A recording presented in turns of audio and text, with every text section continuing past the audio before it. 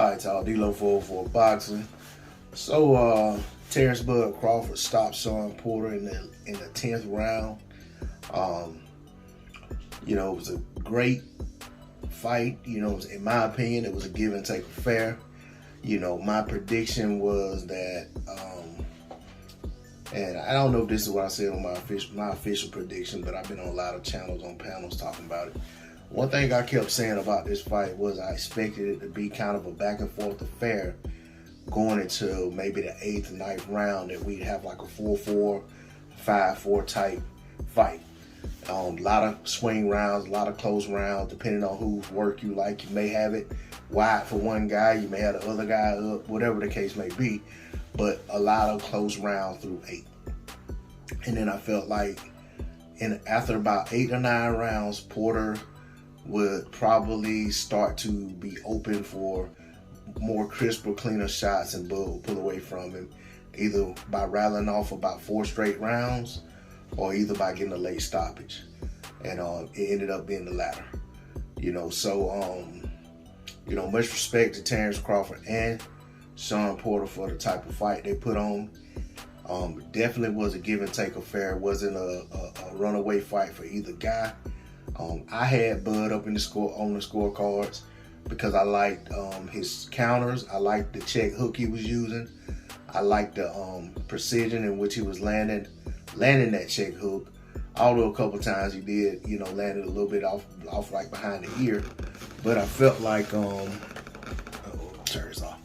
But I felt like he was landing a crisper shot. Now Shawn Porter absolutely got in some good shots on Bud. There were points in there where he crowd Bud, smother him, and throw combinations to the body. Just run off a series of punches on Bud, and really was doing his best to turn the fight. He was doing a good job turning Bud. When he have his back to the ropes and he try to set Bud up, when Bud comes in, he try to turn him, but Bud figured that out and went ahead and start clinching on him. In those situations. But, ultimately, before the fight was stopped, you had a situation where Porter got caught with an uppercut after missing a shot and got set on his back pockets.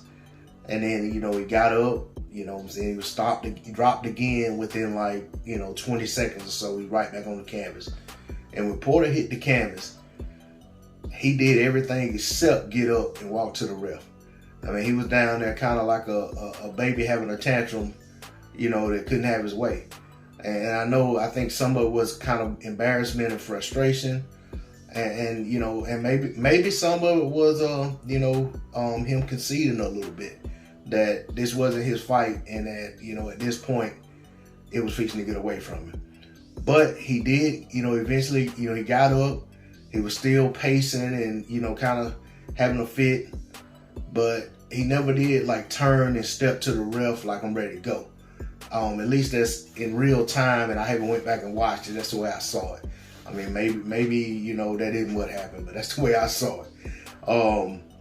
And Kenny got on the apron and waved the white towel and told the ref he saw enough. I'm not, excuse me. Man, I'm sorry. I'm going to edit that out. Okay, so Kenny got on the apron, stopped the fight. When asked about it, he basically said, Shawn's preparation for the fight, wasn't on par. He wasn't doing what he was asking to do. And he knew that, once this fight went downhill, Shawn wasn't equipped, and I'm paraphrasing, but basically Shawn wasn't equipped to handle everything that was coming. And he said that Bud was sharp and Shawn was hurt. And that, he just felt like he had to get Shawn out of that situation. Now, a lot of people are, feeling different types of ways about it, and that's their right to feel how they want to feel. As for me, I would like to have seen the fight come to a more natural conclusion, but I will also say this. I understand where Kenny's coming from. Shawn Porter's not my son, that's Kenny's son.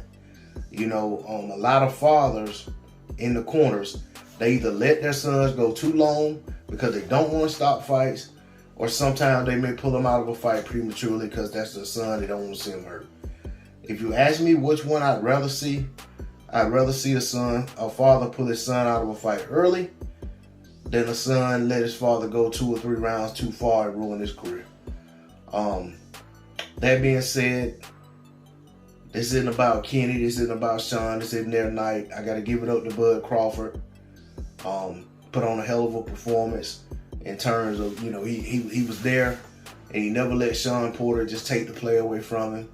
And I will say this to give Porter his credit. This looked just like a lot of other Shawn Porter fights. The only fight that I seen Shawn Porter in that I felt like didn't look like the prototypical Shawn Porter fight was the Ugas fight. So I felt like there was a lot of infighting, mauling, and grappling, for lack of a better term, that went on in this fight. Not saying it was an ugly fight. I understand that that's all a part of boxing. But I will say that, and the head clashes kind of came from Bud fighting the orthodox position and in the southpaw, and Porter fighting out of orthodox. Had a couple head clashes. Probably about 3 or 4, honestly. We had 2 big ones. Y'all, that's all I'm going to say on it, man. We'll see what happens with the Errol Spence Jr. situation. We'll see what's next for Bud Crawford. We'll see what's next for Errol Spence Jr. We'll see what's next for Shawn Porter. And I mentioned Errol Spence Jr. because he was there at the fight. So, and we know Dennis Ugas is tied up in a dang mess that the WBA done created that was really unnecessary, in my opinion. But, I don't know how close we are to Undisputed. I hope we get there. I hope that the next fight for Bud Crawford is versus one of the other champions, or at least a fight that people say they want to see. But that's all I got on D-Lo 404 Boxing. Like, share, comment, subscribe. I'm out. Peace.